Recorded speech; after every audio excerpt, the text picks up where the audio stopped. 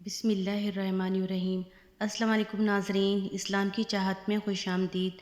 آج کا موضوع حضرت ادریس علیہ السلام کے بارے میں ہے۔ حضرت ادریس علیہ السلام اللہ تعالیٰ کے تیسرے نبی تھے جو حضرت آدم علیہ السلام اور حضرت شیش علیہ السلام کے بعد نبوت کے جلیل قدر منصب پر فیض ہوئے۔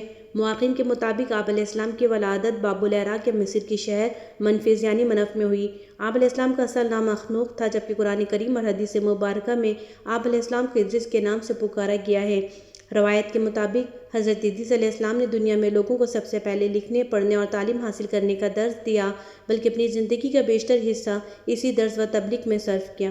چنانچہ لوگ آپ علیہ السلام کو ادریس یعنی درس دینے والا کہہ کر پکارنے لگے۔ آپ علیہ السلام کا حضرت شیش علیہ السلام کی 5ویں پشت سے تعلق تھا اور آپ علیہ السلام کا سچہ نسب یوں ہے: ادریس بن یارد بن ملائل بن کینین بن انوش بن شیش بن آدم علیہ السلام۔ حضرت ادریس علیہ السلام منصب نبوت پر حضرت شیش علیہ السلام کا انتقال ہوا تو کچھ عرصے بعد ان کے پیروکار بہت محدود تعداد میں رہ گئے۔ قابل کی اولاد نے کفر و شرک، بدکاری و بے حیائی کا بازار گرم کر رکھا تھا۔ زنا کاری اور شراب نوشی عام تھی۔ پاکیزہ رشتوں کی پہچان نابید ہو چکی تھی۔ بتوں کی پوجا اور آگ کی پرستش ہو رہی تھی۔ گویا دنیا پر شیطان اور اس کے حواریوں کا راج تھا۔ حضرت آدم علیہ السلام اور حضرت شیش علیہ السلام کی قائم کردہ شرعی حدود اور احکامات الہی کو پامال کیا جا رہا تھا، اور یہی وہ وقت تھا جب اللہ تعالیٰ نے اس بگڑی قوم میں ایک نبی مبعوث کرنے کا فیصلہ کیا اور اس عظیم منصب کے لیے حضرت شیش علیہ السلام کی نسل سے حضرت ادریس علیہ السلام کا انتخاب فرمایا۔ حضرت ادریس علیہ السلام میں وہ تمام خوبیاں بذریعہ عدم موجود تھیں جو اللہ تعالیٰ کے نبی میں ہونی چاہیے۔ آپ علیہ السلام حضرت آدم علیہ السلام کے دین کے پیروکار، نہایت عبادت گزار، متقی، پرہیزگار اور نہایت سچے انسان تھے۔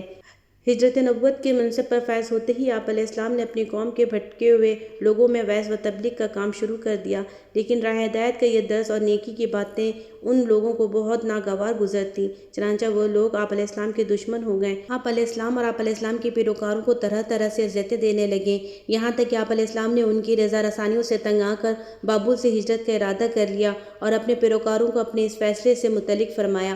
چونکہ بابل دریائے فرات اور دریائے دجلہ کے کنارے ایک سبز و شاداب علاقہ تھا، لہٰذا لوگوں کے لیے اس علاقے سے ہجرت کرنا خاصا مشکل فیصلہ تھا، اور انہوں نے اس حوالے سے تحفظات کا بھی اظہار کیا، لیکن پھر بھی حضرت ادریس علیہ السلام کے سمجھانے پر وہ لوگ آپ علیہ السلام کے ساتھ ہجرت پر تیار ہو گئے۔ حضرت ادریس علیہ السلام اور ان کے پیروکاروں نے بابل سے مصر کا رخ کیا اور دریائے نیل کے کنارے آباد ہو گئے، جو بابل سے بھی زیادہ سرسبز و شاداب علاقہ تھا۔ حضرت ادریس علیہ السلام نے یہاں کے لوگوں میں درس و تبلیغ کے کام کو جاری رکھا۔ آپ علیہ السلام اور اس وقت لوگوں میں رائج تمام زبانوں سے واقف تھے اور عوام کو انہی کی زبان سے درس دیتے تھے۔ حضرت ادریس علیہ السلام حضرت نوح علیہ السلام سے 1000 سال پہلے پیدا ہوئے۔